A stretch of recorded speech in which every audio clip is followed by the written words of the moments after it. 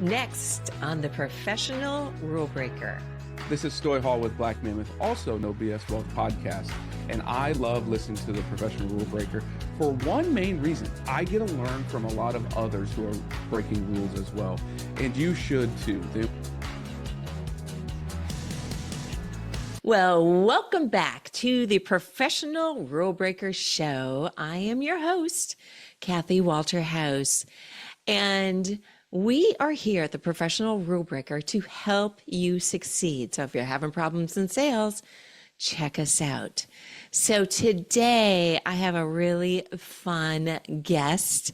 He is the CEO and founder of Black Mammoth, where he has carved out a niche in the financial industry by focusing on collaboration and the holistic well-being of his clients. He's an ex-football player. He helped build an orphanage and he climbed Mount Kilimanjaro. But it was the sight of Tanzanian women sweeping their mud floors that really affected his view. So I want to welcome today my friend Stoy Hall. Kathy, thanks for having me. I'm excited. I'm happy to have you. So I want to jump in first off and talk about you seeing these women sweeping the mud floors. I mean, what did that do to you? Well, initially, like everyone should probably be like, why the hell are you sweeping mud floors? Like it's mud, right?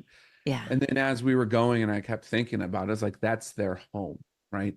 They're just tidying up their home just like we would do. And it was at that moment that I realized all of the things that we have in the Western world really don't matter, but what matters is your home and those around you. And since then, that's kind of what's developed me into what I believe the true definition of wealth is. And that is finding your happiness and your joy, giving back to others, and then living life on your own terms. Like that's what true wealth is. Money is just a tool to help achieve those.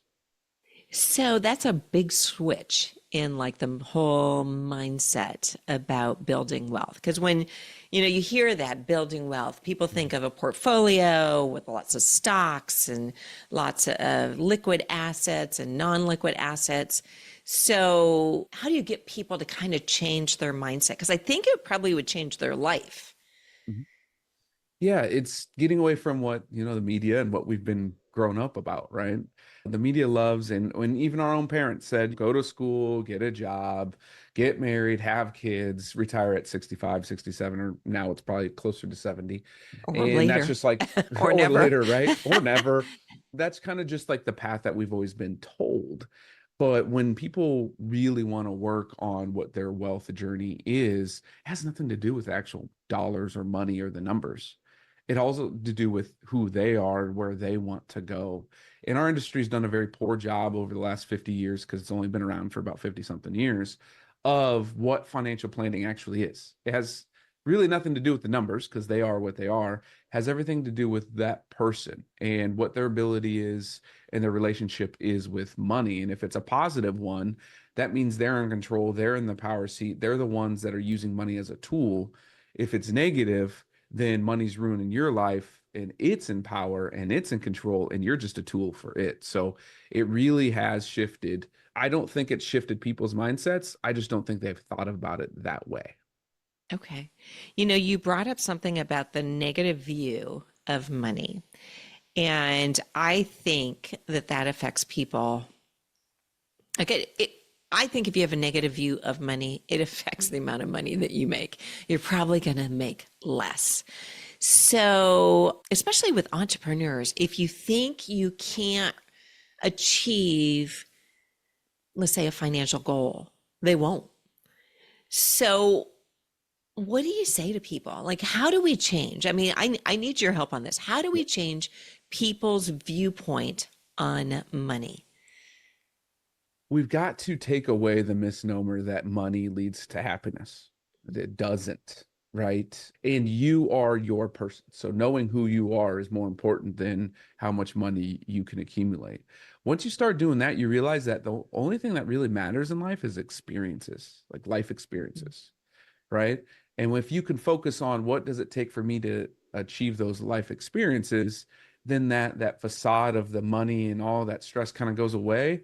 And I've done this study within my own clientele base and some other planners that I'm friends with, of the most successful clients we have are the ones that focus on experiences and delegate everything else off, right? And I Okay. mean success in the ability to live their life how they want. You could put in how much money they have, but they're the ones that have they don't really care about what the income coming in is, as long as their experiences are achieved. By focusing on that, yeah, naturally your income's going to go up, right? Because Mhm. I want to experience more. And so that's really what people need to focus on, is what do I want to experience in life? And those goals and that passion matters more than, okay, getting a raise or changing jobs, or if you're an entrepreneur, maybe raising your own fees and your prices, right? Or just transitioning your products and services. Like all of that kind of goes away, because what matters the most is what you're focused on. It's kind of interesting that you said that, because I think if you focus on experiences, good experiences, I should say. Yeah. Yes, good call. When you focus on experiences, I think your life is going to be more exciting. You're going to have more fun. Even I think your group of friends may even expand. I have a big calendar in my office. It's from Jesse Itzler. And I don't know if you know who he is or not. He's married to Sarah Blakely. And he has achieved like massive, massive success. But one of the reasons he put this calendar out for everyone, you can buy a calendar. I'm not an affiliate or anything for Jesse, but is that so that you can literally book out experiences that you want to have. So when you look back, like for example, when you look back in the year 2024, you can go, that's the year that I did XYZ. I wrote a book, or I did these different things. Because it's kind of interesting, because I already have a couple experiences on mine that I was able to achieve. Like I appeared in an episode of Will Trent, because that's one of the things that I do in addition to helping people really Yeah. succeed. But I think it really helps me think outside the box, that creativeness. But there's other things on there as well. Just like you, I think that experience of climbing Mount Kilimanjaro. I mean, my gosh, you could probably look back and go, I don't know what year it was that you did that, but you can go back and you go, I climbed Mount Kilimanjaro. And that particular experience probably taught you a lot in resilience, and who knows. I mean, that had to have been crazy what you learned just from that alone. Yeah, absolutely. It was one of those things that changed, because we went with our team, and it changed a lot of us immediately. Not only because it's really not fun and hard to climb a mountain, right? Let's start there. Oh, it's But all not. the yeah, right, all the little things in between, of the struggles, the conversations you have over the campfire. We ran out of coffee like day 2 of the 6-day journey, and peanut butter like day 3. So that was really also difficult to get through. But you just learn so much about adversity, who you are, and really what like those around you mean, right? Because you couldn't do you people probably do it alone, but it's not easy to do it alone. Doing it with others, going through the struggle, you start to understand what humanity is all about, and that is communication and being with other humans. Like that's what we're here for. We're not here to make money. That nothing to do with that. We're here to be with each other and get through this life journey together, regardless of where we're at or what we're doing or how much money we have. Hey there, I am all about making a big difference. So I am so excited about announcing our podcast sponsor for today. They are the very last U.S. family owned manufacturer of consumer goods products. And best of all, their products are healthier and safer for you, and just really amazing quality. And I can do all the things that I do if I really wasn't health conscious. So this is very near and dear to my heart, because they are healthier and safer for you. And best of all, they will not break the bank. So if you're interested in finding out more information and switching your shopping to something that is non-toxic and healthier for you, go to switchaway.com/rule breaker, and one of my friends will reach out to you. And just let's work all together to see if we can make an impact and switch to healthier and safer products. And of course, supporting small businesses. So again, drop your information at switchaway.com/rule breaker. And I would think that in that particular case, a team, relying on your team, because especially in the corporate world, they talk a lot about team building. I don't know if it necessarily always works in the corporate world. I think sometimes it depends on how deep you go. But I would have to say, when you're climbing and your life is dependent on other people doing what, is best for the team and best for you and doing what they're supposed to do on top of that, right? I mean, what would you say to like entrepreneurs and small businesses out there, like a lesson that you really learned from climbing Mount Kilimanjaro? I mean, because I would love to go do that, but I think, they would need to put a wheelchair up there for me. The biggest lesson is letting go of all those preconceived notions and all those things. And specifically as an entrepreneur or small business owner, we wear a lot of hats, like a lot of hats.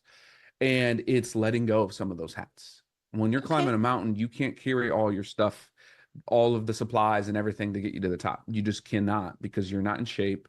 It's hundreds of pounds. So that's why you have Sherpas, right? And that is Mhm. their job. Then you have the team lead who's getting you and guiding you through the path. That is their job. That is not your job.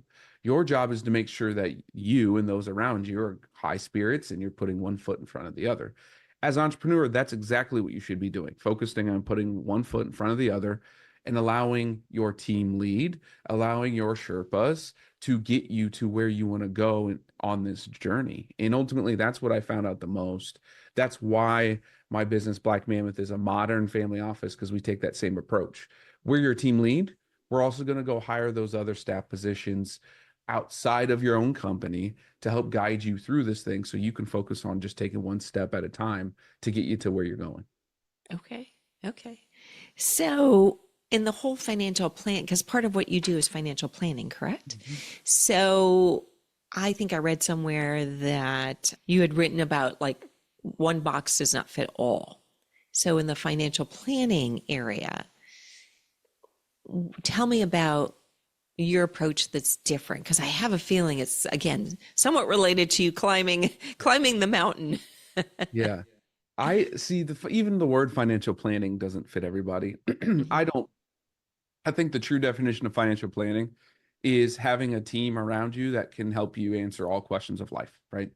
So that drastically is how we take that different approach. So in life, specifically small business owners, which makes up like 95% of our clientele, you have a lot going on, right? Let's not even account all the personal stuff between kids' sports and your own financial home and all of that. Mhm. Also, on the business side, how many different things that you have to do, right? We've got the financials, we've got the HR, we've got, your services, your products, or whatever you're selling. Then we also have your own emotional side, let alone all of those things. Well, guess what? Those are all integrated. They all work together hand in hand. There is no separation of personal and business or church and state. I used to believe that early on in my career, but it's not. It's all integrated. Money is all integrated. Everything that you do emotionally is tied back into your potential success or whatever journey you're on. And you can't do it alone. This is not something that you can do alone. The most wealthy people in the world, in terms of money, don't do it alone. They have gobs of teams. And so our approach is saying, hey, we understand that. We're your right hand. You have a question, we're here. We have to figure this out. Our team's going to figure this out so that you can focus on taking care of your family and running the part of the business that you want to run, right? That's the difference. Most business owners think they have to do everything in their business. It's not true.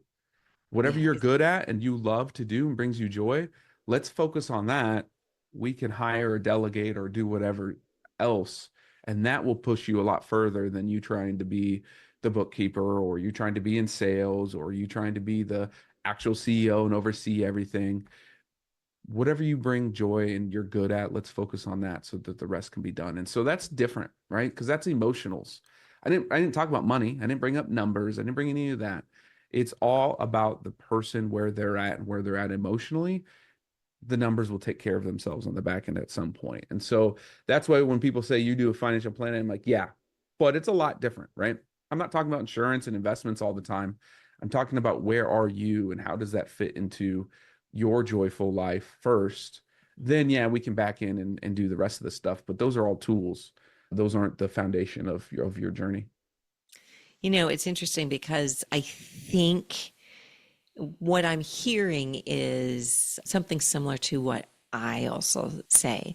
Sounds like you care so much in sales. It's the slimy sales that's out there. As you could tell, I'm just like, oh, that happens out there where people just don't care. It's all about the dollar and they just don't care. But when you are emotionally vested in your client, things change. Mhm. And actually, the sales becomes so much easier. And I think sometimes too, people are afraid of having that emotion come through. They're like robots, Sure. or they all try to be the same, show up in a blue suit and all look the same, act the same way, talk the same way with like no emotion. And I think when you do things that are different outside the box and do show the emotion, share a part of you with your client, whatever that might be, things change. They do. We're humans. That's what we're Mhm. connected to. We're all connected that way. Why try to put on this facade that you're not a human, right? Ultimately, we are humans. We love to connect from an emotional standpoint. So let's do that. Yeah, absolutely. And then the other thing is delegating and letting people that have experience in a certain area, just like the Sherpa and the team lead, guide you, which is basically a mentor, guide you into whatever path that you want to eventually go down. I think sometimes people struggle because they'd rather try to do it all themselves and try to learn everything themselves. And then they're out of their zone of genius, right? Like the people that try to do their own, whatever financial wealth, money building, I should say, not wealth building, money building. Whereas, like if they had a mentor like you or like me, Mhm. things would just flow differently. Correct. That's correct. So I like the sign behind you for everybody that can't see it. It says work hard, stay humble. Mhm. And I think that's a great mantra. Is that something that you use like every single day too? Yeah, I always say work hard, play hard, and keep going forward, right? That's one of my sayings too. And that's the same thing there is you got to put in work. And we don't just mean in like your business or at your job. We mean put in work as you as a human to your own self, right? Your own mental and physical health, your relationships. You just got to keep working hard and understand that we're all in this thing called life together.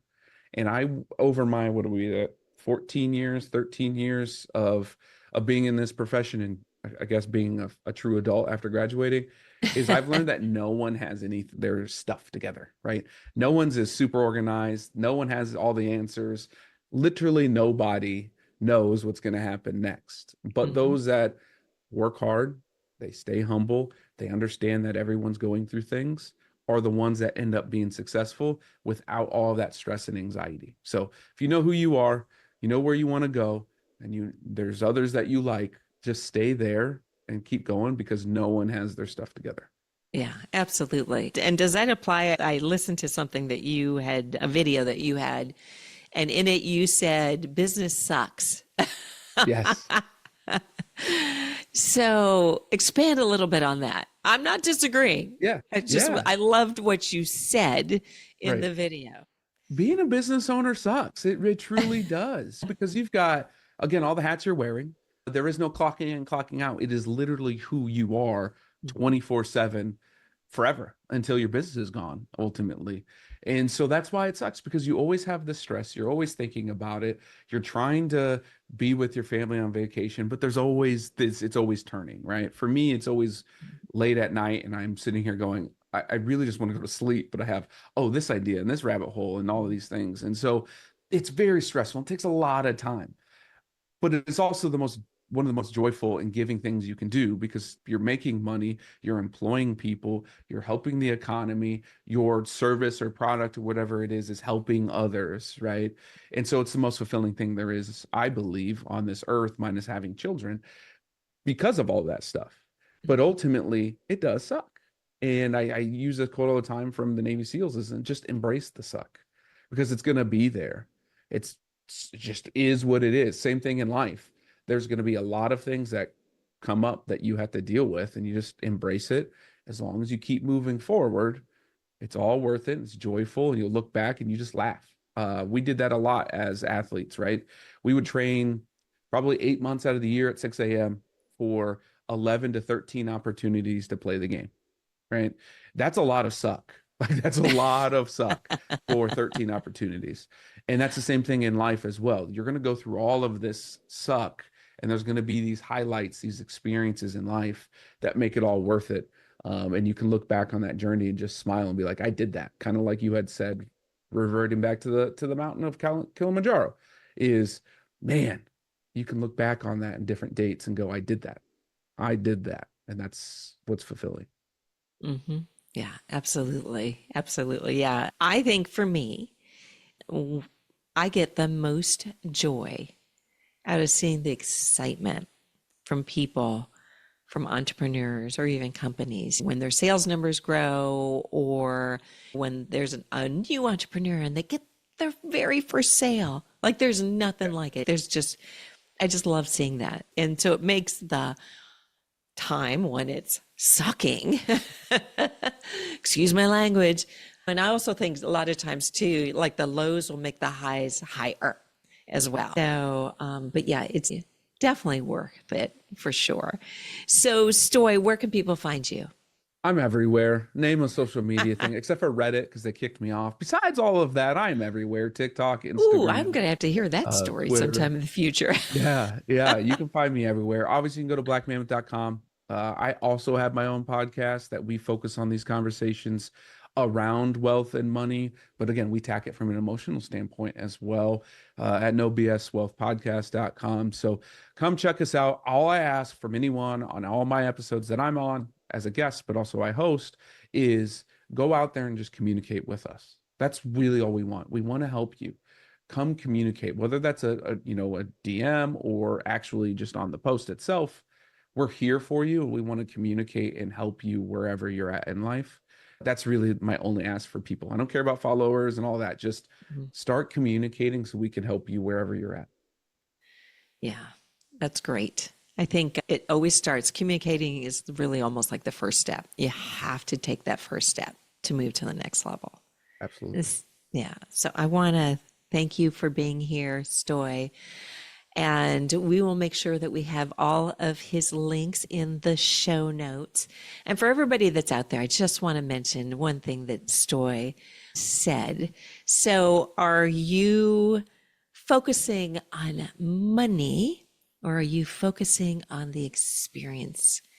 What it takes to maybe be able to have that experience. I think if you just flip that switch, that little pivot, I think it'll make a big difference. And you'll make obviously a big difference for everybody that's around you. Remember what I always say, it's like throwing a stone into a stream and creating a ripple effect so that you can change, even if it's a small part, change the world. So again, just want to thank my guest, Stoy Hall. And be sure, if you like this podcast, make sure to give us a 5-star review.